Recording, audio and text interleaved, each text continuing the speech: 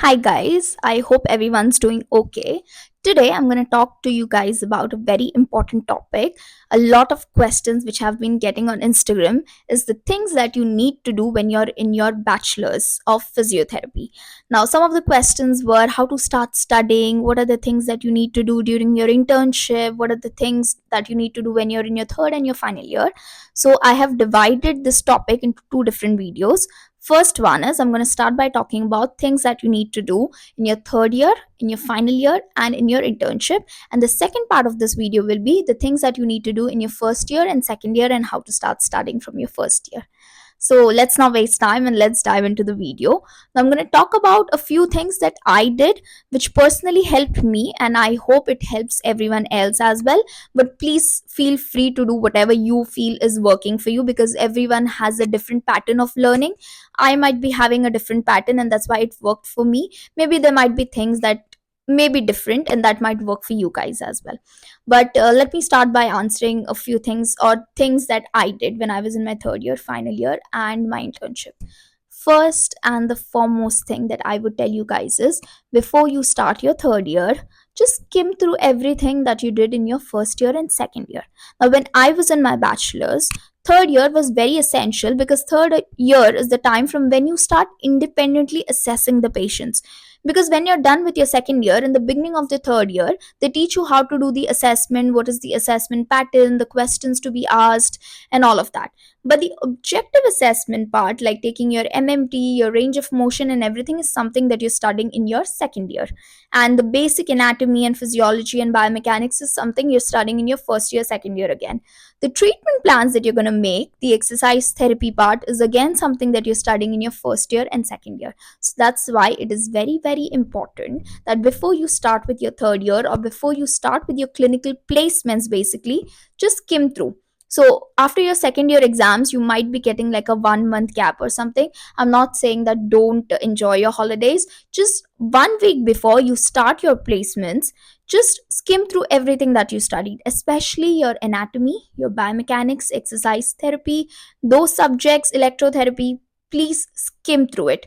Just see what you had studied, because a lot of time when we go on holidays, the major thing that happens, now this happens to me, I don't know like if you guys experience this or not, but I do experience this a lot of time when I was in my bachelor's, is every time I go for a holiday and when I come back to my college and go for a clinical placement, I don't remember anything. I feel like I'm seeing the ultrasound machine for the first time. I feel like, what was the assessment pattern? That's because I'm out of practice. When you're practicing something constantly every day, you remember the pattern. But now, cut to you go for 1 2 months of break and then you forget. You sort of get, you don't forget, but you sort of get that brain fog that, okay, where am I supposed to start from? What am I supposed to do? And all of this thing.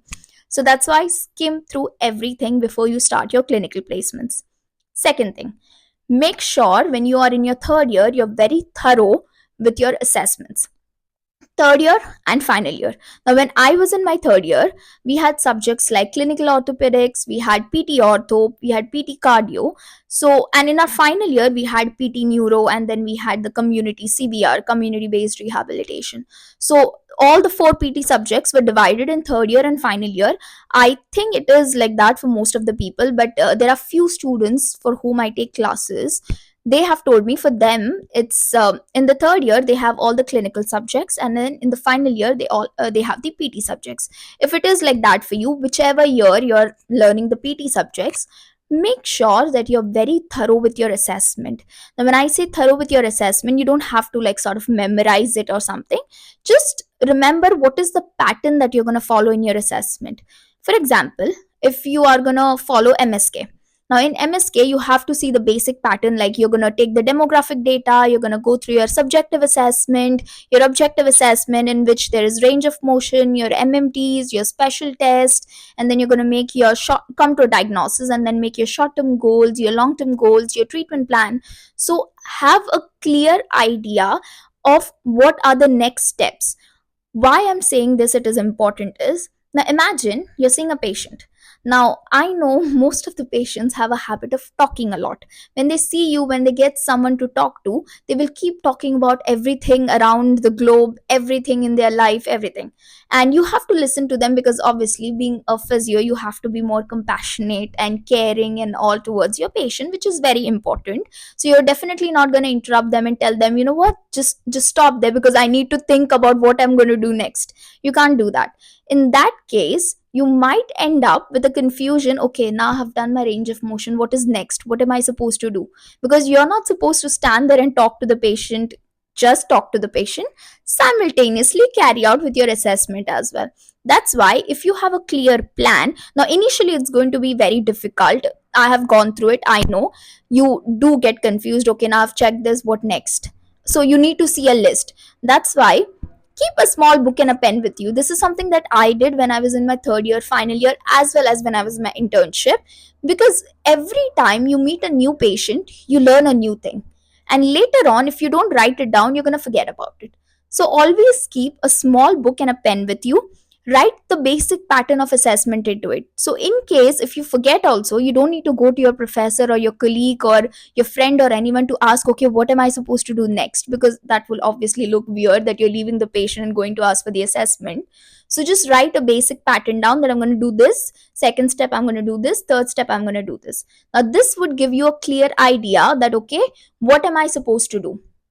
When you have this plan with you, it will be easier for you to come to a diagnosis, or to understand that, okay, this is a special test that I'm supposed to do, or what are the goals that you want to prepare for the patient, or make an individualized plan. Talking about the second point, I'm going to go to the third one, which is again very important, which is related to the second one. Now you have a clear cut plan of how you're going to do the assessment and everything. Now this is the one thing that I see in most of the people is they don't make an individualized treatment plan for the patient. And I very clearly understand this thing, and I did it personally, and I've seen a lot of people do it as well. When you're in your college, you're in your third final year, or in your internship as well, you get support from your colleague, or you get support from your professor. Now your professors have made certain exercise or a treatment plan for a certain condition. For example, let's talk about frozen shoulder. Everyone knows if you start a treatment for the frozen shoulder, you know, okay, you're going to start with pendular exercises and you're going to do this and that. Now there is a set of exercises which is already pre-planned. Now you can't do a pre-planned treatment for everyone, because every patient is different, every patient's body is different. So that's why making an individualized plan is very very important. And you being in a third year, final year, or being a physiotherapy intern, you should be able to do that for your patients. Now I am not saying that it is going to immediately come to you. Initially there's going to be a lot of confusion around these things, because obviously we are just new to it. I still remember when I was in my second year, it was my exercise therapy viva exam, and the external examiner asked me, if I give you a 65-year-old man, can you make an exercise prescription for him? And I was blank. I was completely blank, because I was like, we were not taught that. We were just taught, okay, what exercises you can give and this and that. We were never taught how to give exercises according to a patient's fitness needs also. So do not make this mistake that I did. Try to indulge with your patient and make an individualized treatment plan. The more you practice, the more you'll get. Now this is something that I understood in my internship time. Now I did my internship not in the same college where I studied. I did it outside, because I wanted to experience like how it feels in an environment where you're not very familiar. So when I went there, I still remember first day I was crying. I was literally crying because I felt so stupid, because the students in that college, third year, final year, were also so good with their assessment. I mean, they were doing really so good that I was so impressed by them. Me being an intern, I was not able to take such good assessment of the patients, how good they were able to do. So that's what I'm telling you. Third year, final year, and internship is a very, very important period where you can learn to actually use your skills, your assessment, your diagnosis, your objective assessment skills, and everything.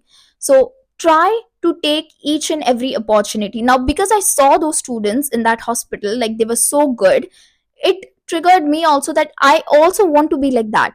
And that's when I took it upon myself and I was like, I'm going to say yes to every other patient who comes in. And I told this to one of the professor who was helping me in that college as well. And he used to give me every new patient and he used to tell me, okay, now you go and assess. And he used to randomly quiz me and everything, which actually helped me a lot. And that's why I'm saying every new patient that comes, don't say no or don't wait for someone else to take the patient. Go ahead. Now, what will happen? First time you might be wrong. Second time you might be wrong. Third time you might again be wrong. But by the time you assess the patient for the fourth or the fifth time, you'll get the drill of it. You'll understand, okay, these are the questions that I'm going to ask and this is the thing that I'm going to do. Now, even in the first assessment, like in the first session also, if you're not able to assess everything, not a problem. For physiotherapy sessions, people at least come for 1 week, 10 days, 1 month, and all of that. You have a lot of time. Never base your entire treatment plan on one session. So, what I mean by that is, if you're doing assessment in the first session, none of the assessments are a complete assessment. Every time you see a patient, you will find something new. So, always keep an open mind. Try, go ahead, assess on your own. Maybe in the first assessment you might not get all the answers, but by the time you see that patient for fifth time, sixth time, you'll get so many information that you'll automatically understand, okay, what is the next step that I want to do, what is the next exercise that I want to put for this patient, or what is the next treatment plan that I want to make. That's why I'm saying you have to take the step, you have to go ahead and make sure that you take up each and every patient wherever you get an opportunity. Go ahead, assess. Now, you need not do this only with the patients. If you're at home and if you want to practice in your own family, you will find so many patients, so many people having shoulder pain, neck pain, back pain. Just go ahead, just assess. Just randomly assess, just do some special test, give them some exercises, give them some stretches, and you'll automatically notice that you'll get a hang of it. Until and unless you do not practice your skills, you're not going to be better.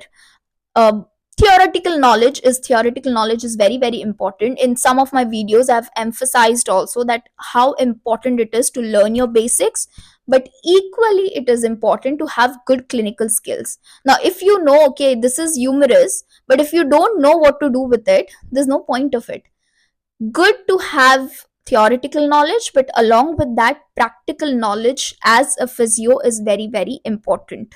Getting results for your patients is very very important. So first thing I said was, go ahead and skim through your all the basics before you start with your clinical placements. Secondly was, have a clear cut idea of what assessment pattern you're going to follow, or keep a notebook and a pen with you, write down whatever simple steps that you're going to follow. Third thing is, willingly go ahead and try assessing and making treatment plans for each and every patient. Let's come to the fourth one. Now, when you're in your third year, final year, or during your internship, now this used to happen in our college, even when I was in my internship where I went outside. This is something that your professors ask you to do, is take seminars. They ask you to take seminars or give presentations on certain patients or certain topics. Now what I had is, where I did my internship, every department you go to, in that department you have to give a seminar for two patients, which at that point of time was a huge thing for me. And I used to be like, I can't do this in front of so many people, you have to assess, what if I say something wrong, they're going to judge me. Trust me, it's a good process for you, because the more you do it, it is developing a lot of skills for you. First thing, it develops your communication skills. It makes you much more confident. Now, as a physio, you have to meet multiple people throughout the day. You have to see people from different regions. It will make you more confident, because having good communication skills as a physio is very very important. Because if your patient is not understanding your cues, there is no point. You're telling them, okay, do this exercise these many times, these many sets. But if the patient is not able to understand only what you're saying, the patient is going to be all confused. That's why having good communication skills is very, very, very important. Go ahead, give that seminar. What will happen? They might scold you. Some people might laugh on you. First time, second time, by the time you come to the third or the fourth time, you'll get a hang of it. You'll understand what are the things that you need to put in your assessment, or what are the things that you need to say more, or what are the things that you need to do more in your seminars, and you'll get an idea of all of that. So go ahead, take this opportunity, give the seminars. I did it in my final year, I did it in my internship as well for multiple patients. And in this period, you'll also get a chance to do a complete thorough assessment for this patient and make a treatment plan as well, because during the seminar you have to explain this to the audience as well. So obviously you're not just going to take up the file in the hospital and write down whatever is written in the file. You will have to take effort and take the outcome measures and use scales and everything. So I would say this is a very, very, very good opportunity. Go ahead, do it, give seminars. Now, as I said, first thing is it builds your communication skill. Second thing is it will build your good, like it will make you better in making presentations. This is something that is very, very important. Again, if you're planning to go ahead and do your masters, if you're planning to go ahead do your PhDs, if you're planning to go ahead and become a professor or anything, having a skill to make good presentations is again very important. So it will improve your presentation skill. Thirdly, it will improve your assessment skills as well. So again, it's all a bonus for you. So go ahead and do it. Let's go to the next point. Now, when you're in your final year or in your internship, in some of the colleges, this is in final year, and some of the colleges, it will be during internship, doing a research project. For me, it was during my internship, but the college where I did my internship, for them, the students there, it was in their final year. Very important again, if you're planning to go ahead and do a master's, having good research skills is very important. When I did my master's here in the UK, the major thing that they focus here in the UK is research skills. And I had no idea, honestly. If I'll tell you guys, I had really good grades in my research exam in my final year. In fact, I had got a third rank overall in the university in research. I still remember, but I had no idea what I did. I don't know what I wrote in that exam, because it was all, I just memorized everything and I wrote. But I really don't know what to do. I had no idea how to do the search of the database. I had no idea what the basic terms of research mean. I just memorized everything and I wrote in the exam and I got grades and I was so happy. But I got the reality check when I joined my masters. And that's when I saw that I don't know anything. I don't know how to do research, how to write a literature review, how to even search for the databases and all of that. So this is one mistake, that very big mistake that I did. Please do not do it. When you're in your final year, if you have your research subject, now I'm not saying you need to know everything, but at least try to know the basic terminologies in research, how to check for the papers, how to write a literature review. Have a basic idea about all these things, and this is definitely going to help you if you're planning to go ahead and do your masters. Very, very important. Again, this will also help you to develop making good presentations. It will help you to have good communication skills and all of that. And this is the period where you get to actually talk to your guides and get to know more things, get more information on what you're supposed to do further in your career and all of that as well. So take this opportunity, at least learn basic terminologies in research, which is very, very important.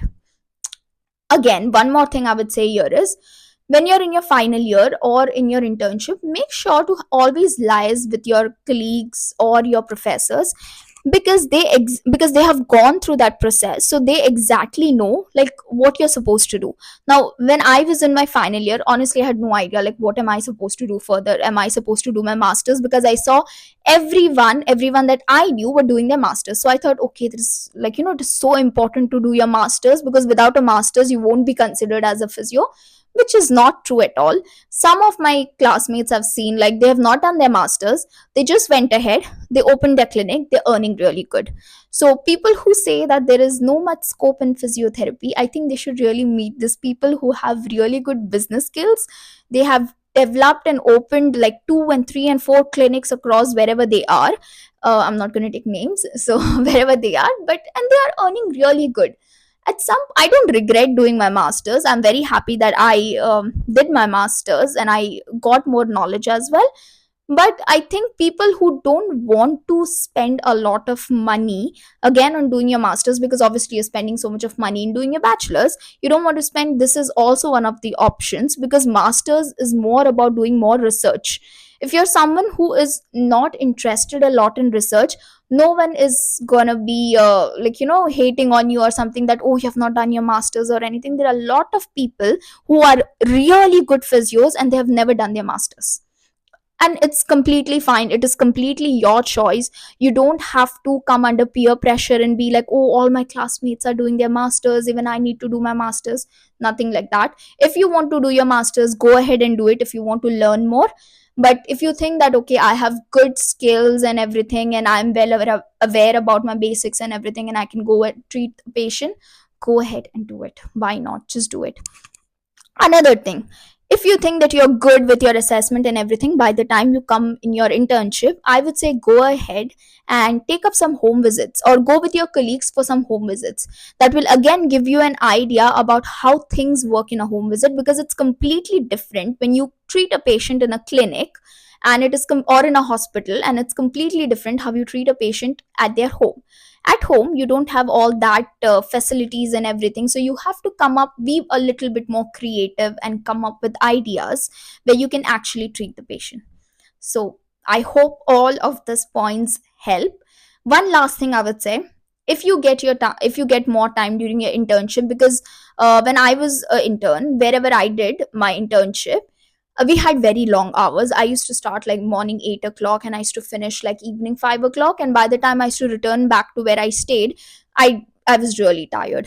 But in my college, internship was more like you start like morning 8 or 9, and then you finish by 1 o'clock. If you have ward duties or if you have placements in the emergency and everything, then you need to stay back like till the evening or do night shifts and everything. But if this is something that you don't have to do, and if you only have to work for like certain hours, use this time. Please do not just go with the flow and enjoy this time.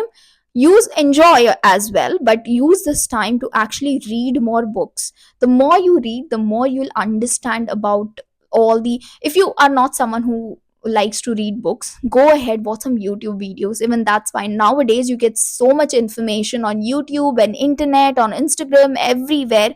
Go ahead, watch videos, not a problem. See how to do a new treatment technique, or just learn one concept at a time. You can just learn any concept of biomechanics or anatomy or anything, just one topic a day, and that would help you in the future, trust me. I'm just gonna recap point wise everything that I said from beginning. First thing was, skim through every basic before you start your placements, your clinical placements. Second thing was, make sure that you have a clear idea about what assessment pattern you're going to follow.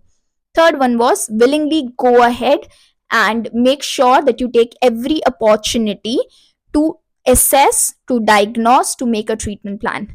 Fourth was, make sure that you make an individualized treatment plan for everyone, and you do not go ahead and just do the generic stuff that everyone does. Fifth was, make sure that you give all those seminars and all those presentations and all, whatever opportunity you're getting, go ahead and do it, because it will help you with your communication skills. It will make you more confident. It will help you with your presentation skills as well, and it will make you better with computers. I was someone who was really terrible with computer. Let me be very honest here. I did not even know how to use Word. On one part, my sister, who is really good with all of this, and she used to always tell me, let me teach you, and I used to be so lazy because I used to always run away from computers. Today I'm doing all of it because I didn't have an option. If someone would have told me during that days that, as a physio you'll have to use all of these things, then I would have really learned. But anyways, with time I have learned. But I would say, don't make this mistake. Go ahead and do it. Improve your computer skills and all. Make sure that you know how to make presentations, how to use words and all of that.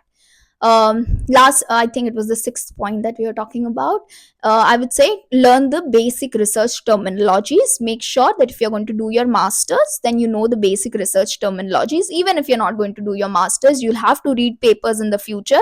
So make sure that, another one more point here I'm going to say is, you know the basic research terminologies. Along with that, make sure to learn if the paper is good or not. A lot of times I've seen these things where people come to me with explanations, oh, this is the thing that was written in this paper, and sometimes the paper is not good. You have to use tools like your CATS tool, your Prisma, and all of that to check the reliability of the paper first. Learn how to do that, because that is going to help you in long term process. So do that. 7th point was, if do not listen to everyone. If you want to do your masters, go ahead, do it, but it is not a compulsion. I did it, so I'm not anyone to say that don't do it.